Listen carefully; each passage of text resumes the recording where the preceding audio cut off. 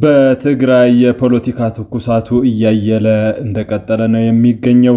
እጅግ አወዛጋቢ የሆኑ መረጃዎች እየወጡ ነው የሚገኙትም። ህወሓት እርስ በርስ መጣረሱና እርስ በርስ መባላት መጀመሩ እንዲሁም ከውጭ ኃይሎች ጋር እየተደረገ ያለው ፍትጊያም ከኤርትራና ከአማራ ፋኖ እያደረገ ያለው ግንኙነትን የተመለከቱ ወሳኝ የሆኑ መረጃዎች እየወጡ ይገኛሉ። በዛሬው ዕለት ከመቀሌ የተሰማው ደግሞ እጅጉን የተለየ ነው። ህወሓት እርስ በርስ በፈጠረው ሰጣ ገባና እርስ በርስ በገባበት ከባድ ቅርቃር ምክንያት ከባድ የተባለ አለመተማመን ውስጥ ገብቷል።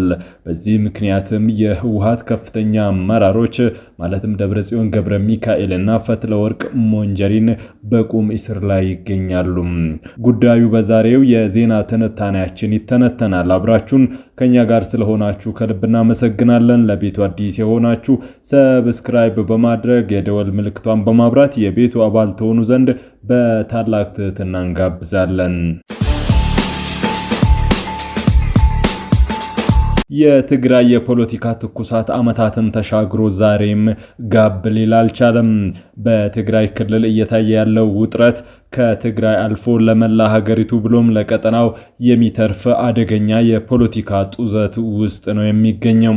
ህወሓት እርስ በርሱ የገባበት ከባድ መካረር ከፌዴራሉ መንግስት ጋር በፕሪቶሪያ የሰላም ስምምነት ቢፈርምም የሰላም ስምምነቱ ተግባራዊ አለመደረጉ አሁን ደግሞ መከላከያ ሰራዊቱና የህወሓት ኃይሎች በማንኛውም ሰዓት ሊጀመር በሚችል የጦርነት ቋፍ ውስጥ ይገኛሉ ተብሎ መነገሩ እነዚህ ጉዳዮች በትግራይ ክልል ፖለቲካ እጅጉን የተወሳሰቡና ትኩረት የሳቡ ጉዳዮች ናቸው።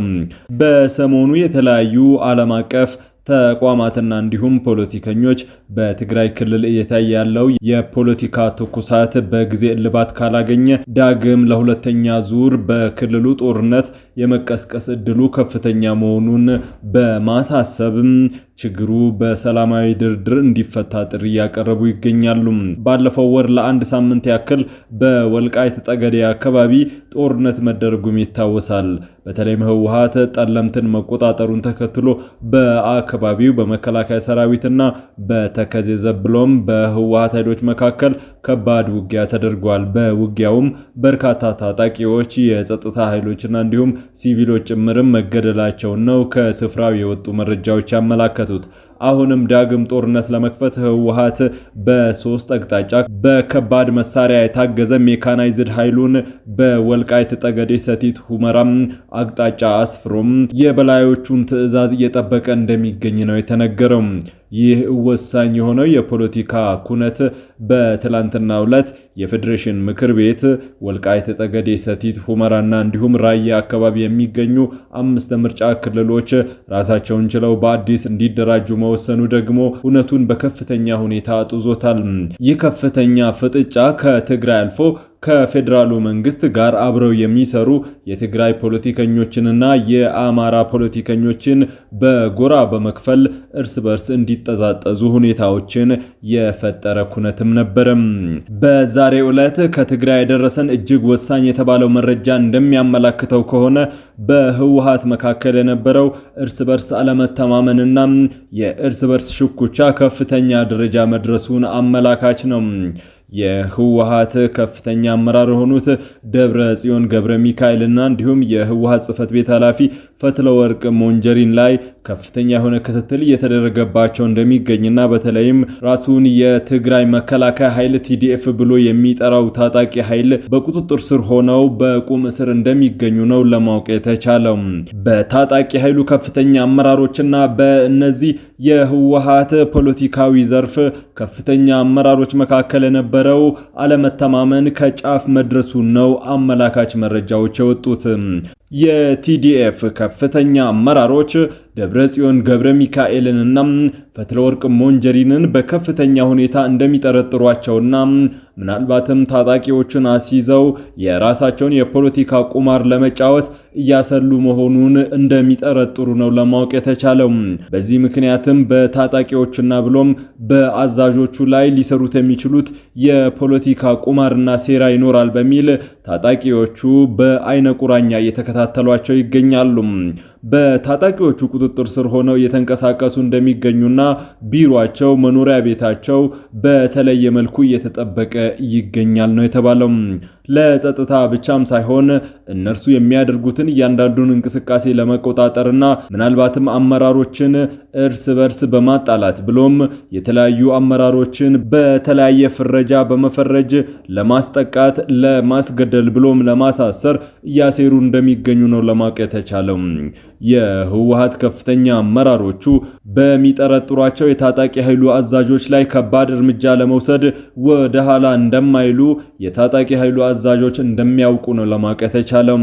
ይህንን ለመከላከልም ሳይቀደሙን እንቅደም በሚልም ምንም አይነት ጥቃት እንዳያደርሱባቸው ከፍተኛ የሆነ ጥንቃቄ እያደረጉ ይገኛሉ።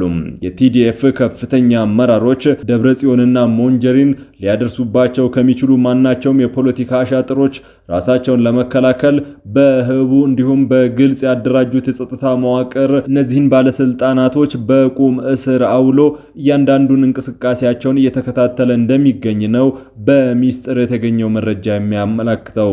ህወሓት እርስ በራሱ መባላት ከጀመረም ቆየት ብሏል።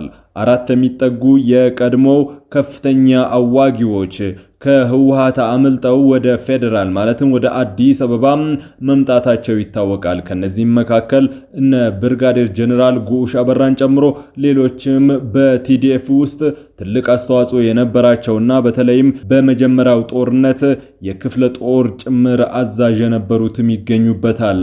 ህወሓት ጦሩ እየተከፋፈለና እየተበታተነ አመራሩ እርስ በርሱ ያለመተማመን መጠኑ ከፍተኛ ደረጃ ደርሶ ወደ መጠፋፋት እየተጠጋ እንደሚገኝ እየታወቀ ነው የሚገኘው። በህወሓትና በታጣቂዎቹ አዛዦች መካከል ብሎም ህወሓት እርስ በርስ በከፍተኛ ሁኔታ ለመጠፋፋት እንዲፈላለግ ያደረገው ዋነኛው ምክንያት የፕሪቶሪያ ሰላም ስምምነት አለመተግበር፣ በክልሉ ዘላቂ ሰላም አለመስፈን ብሎም ከኤርትራ ሰራዊትና ከኤርትራ መንግስት ጋር እየተደረገ ያለው ግንኙነት እንደሆነ ነው የሚገለጸው። በተለይም ላለመግባባቱ ዋነኛው ምክንያት የሆነው ከኤርትራ ጋር የሚሰራበት ሂደት ነው። የህወሓት አመራሮች የኤርትራ ሰራዊት በትግራይ ህዝብ ላይ የፈጸማቸውን የዘር ማጥፋት ወንጀሎችን ችላ በማለትም ከኤርትራ ሰራዊት ጋር ዳግም ፖለቲካዊ ስራዎችን ለመስራትና በተለይም ከፌዴራሉ መንግስት ጦርነት ለመግጠም የሚያደርጉት እንቅስቃሴ በታጣቂዎቹ ብሎም በአመራሮቹ መካከል ከባድ የሆነ ልዩነትን ፈጥሯል። አንደኛው የህወሓት ጎራ ይህንን ሁሉ በደልና ግፍ በህዝባችን ከፈጸመ አካል አብረን እየሰራን በምን ሁኔታ ለህዝብ እንታገላለን፣ በየትኛው ሂሳብስ የትግራይን ሉዓላዊነት እናስከብራለን፣ የትግራይን ህዝብ መብት እናስጠብቃለን ብሎ ይሞግታል። የህዝባችን ዋነኛ ጠላት ዋነኛ ጨፍጫፊ ከሆነው ኃይል ጋር እየሰራን በምን ሁኔታ ውጤታማ እንሆናለን፣ ህዝብስ እንዴት ያምነናል ብሎ ጥያቄ ያነሳል። የህወሓት ኃይሎች የጠላቴ ጠላት በሚል ከኤርትራ ጋር መግጠማቸው አብዛኛውን ባያስደስትም ደብረጽዮን ገብረ ሚካኤልና ሞንጀሪን ይህንን ከኤርትራ ጋር የሚደረግን ጥምረት በበላይነት ይመሩታል። ደብረጽዮን ገብረ ሚካኤል ከኢትዮጵያ መንግስት ብሎም ከአማራ ክልል ኃይሎች ጋር ሊያደርጉት ይችላሉ ተብሎ ከሚጠበቀው ጦርነት ኤርትራን ዋና መከታና ጋሻም መሸሸጊያ አድርገው ይቆጥሩታል። በአሁኑ ሰዓት በትግራይ ክልል የኤርትራ ገንዘብ ናፍቃ አገልግሎት እንዲሰጥና በናፍቃ መግዛትና መሸጥ የሚቻልበትን ሂደት እየዘረጉ ይገኛሉ። የኤርትራ ቴሌኮም አገልግሎትም በትግራይ ክልል አገልግሎት እንዲሰጥ ፈትለወርቅና ደብረጽዮን ማድረጋቸው የተነገረ ሲሆን የኤርትራ ሰራዊትም ባሻው ሰዓት ወደ ትግራይ ክልል እየገባም የፈለገውን እያደረገ ይገኛል። በድንበር አካባቢ በሸቀጣ ሸቀጥ ንግድ ሰበብም ከባድ መሳሪያዎችንና ቀላል መሳሪያዎችን ብሎም ተተኳሾችን ከዓለም አቀፍ ለጋሾች በመቀበል በኤርትራ በኩል ወደ ትግራይ ክልል እየገቡ ይገኛሉ። ባለፈው ለአንድ ሳምንት በተደረገው ውጊያ ጊዜም ከኤርትራ መሳሪያ ጭኖ ሲመጣ የነበረ አንድ ተሽከርካሪ የድሮን ጥቃት ሰለባ መሆኑ ይታወቃል። መንግስት ውግንና ያላቸው የሚዲያ አውታሮችም በድሮን ጥቃቱ ሰለባ የሆነው ተሽከርካሪ ማለትም አይሱዚ የተለያዩ ሸቀጣ ሸቀጦችን ከላይ በመጫን ከውስጥ ግን ከባድና ቀላል መሳሪያዎችን ብሎም ተተኳሾችን ከኤርትራ ወደ ትግራይ ክልል እያመላለሰ እንደነበረ ነው ለማወቅ የተቻለው። እስካሁን ባለው የፖለቲካ ትኩሳት ያ የጦርነት እንቅስቃሴ ለጊዜው ጋብ ማለቱን ተከትሎ በድሮንም ሆነ በአየር ጥቃት በትግራይ ክልል ባይፈጸምም ይሁን እንጂ ግን የኤርትራ ሰራዊት እንቅስቃሴ እስካሁንም አልተገደበም። በተለያዩ ከተማዎች ኬላዎችን በመጣል ጭምርም ቀረጥ እየሰበሰቡና ህዝቡን እያሰቃዩ እንደሚገኙ ይታወቃል። የትግራይ ክልል ከፍተኛ ባለስልጣናት ብሎም የጸጥታ አካላት የኤርትራ ሰራዊት በትግራይ ክልል እያደረገ ያለውን እንቅስቃሴ እንዲያቆም ብዙም እንደማይፈልጉና በተለይም ከፌደራል ኃይሎች ጋር ውጊያ በሚገጥምበት ጊዜ የትግራይ ክልል የጸጥታ መዋቅር የመጠበቅ ኃላፊነት ለኤርትራ ሰራዊት ለመስጠት እንደታሰበ ነው እየተነገረ የሚገኘው። ይህ እንቅስቃሴዎች ተደምሮ በትግራይ አመራሮች ማለትም በታጣቂው አመራሮችና በህወሓት ፖለቲካዊ አመራሮች መካከል ከጊዜ ወደ ጊዜ አለመግባባቱና አለመተማመኑን ከጫፍ እንዲደርስ አድርገውታል። እነዚህ እንቅስቃሴዎች እየበረከቱና እያደጉ ሲመጡ የትግራይ ክልል ዕጣ ፈንታ በምን ላይ ይወድቃል የሚለው እጅግ አወዛጋቢ ሆነዋል። ህወሓት እርስ በርሱ መግባባት አልቻለም። ከፌደራሉ ኃይልም የፕሪቶሪያን የሰላም ስምምነት ተግባራዊ አድርጎ ክልሉን ወደ ዘላቂ ሰላም ማሸጋገር ተስኖታል። በሌላ በኩል ከህወሓት አፈንግጦ የወጣው ራሱን የትግራይ የሰላም ኃይል ብሎ በአፋር ያደራጀው ታጣቂ ኃይልም ወታደራዊ እንቅስቃሴውን እንደቀጠለ ይገኛል። በነገራችን ላይ ይህ ታጣቂ ኃይልም በትላንትናው ዕለት የፌዴሬሽን ምክር ቤት ያወጣውን የምርጫ ክልል የማካለል ሂደትን አጥብቆ ተቃውሞታል። እኛ የምንዋጋው የትግራይን ሉዓላዊ መሬት ለማስጠበቅም ጭምር ስለሆነ ይህንን የትግራይን ሉዓላዊ መሬት ለሌላ አካባቢ ለመስጠት የሚደረግ እንቅስቃሴ በመሆኑ አጥብቀን እናወግዘዋለን ብሏል። ከፌደራል መንግስትና ከአፋር ክልል መንግስት ጥብቅ የሆነ ድጋፍ እንደሚደረግላቸው የሚነገረው እነዚህ ታጣቂዎች ከፌደራሉ መንግስት ውሳኔ በተጻራሪ መቆማቸው የጦርነት አሰላለፉን ምናልባትም ፊታቸውን ወደ ትግራይ ሊያዞሩ እንዲችሉ ያደርጋቸዋል የሚሉ መላምቶችም እየተሰጡ ይገኛሉ። የትግራይ ፖለቲካ ከድጡ ወደ ማጡ ከቀን ወደ ቀን እየሄደ ትግራይን ወደ ጨለማ ይዞ እየሄደ ነው። ከትግራይ አልፎ በኢትዮጵያ የጦርነት የመጠፋፋትና የመገዳደል ጥላ እያጠላ መምጣቱን ጎላ አድርጎ እያሳየ ይገኛል። ከኢትዮጵያ አልፎ ለአፍሪካ ቀንድ የሚተርፍ ምናልባትም ኤርትራን ሊያሳትፍ የሚችል አደገኛና ከባድ አውዳሚ ጦርነት መባቻ ላይ እንገኛለን ሲሉ የተለያዩ ዓለም አቀፍ ተቋማት፣ ዲፕሎማቶች፣ የሚዲያ አውታሮች ሲያስጠነቅቁ ከርመዋል።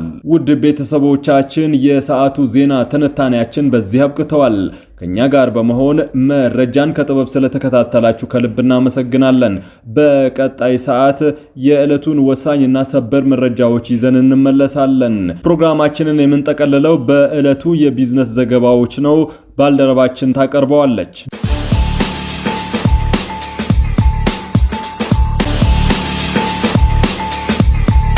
በዳሽን ባንክ ምንዛሬ ዶላር 151 ብር ከ7 ሳንቲም፣ ዩሮ 180 ብር ከ3 ሳንቲም፣ ፓውንድ 204 ብር ከ9 ሳንቲም፣ የስዊዝ ፍራንክ 196 ብር ከ9 ሳንቲም፣ ድርሃም 41 ብር ከ4 ሳንቲም፣ ሪያል 40 ብር ከ5 ሳንቲም፣ ዩአን 21 ብር እንዲሁም ደግሞ በአቢሲኒያ ባንክ ዶላር 152 ብር ከ7 ሳንቲም፣ ፓውንድ 207 ብር ከ8 ሳንቲም፣ ዩሮ 181 ብር ከ9 ሳንቲም፣ የስዊዝ ፍራንክ 189 ብር ከ5 ሳንቲም፣ ድርሃም 44 ብር፣ ሪያል 43 ብር ከ5 ሳንቲም እንዲሁም ደግሞ ዩአን 21 ብር ከ9 ሳንቲም። በህብረት ባንክ ደግሞ ዶላር 152 ብር ከ1 ሳንቲም፣ ፓውንድ 208 ብር ከ4 ሳንቲም፣ ዩሮ 181 ብር ከ4 ሳንቲም ሆነው ውለዋል።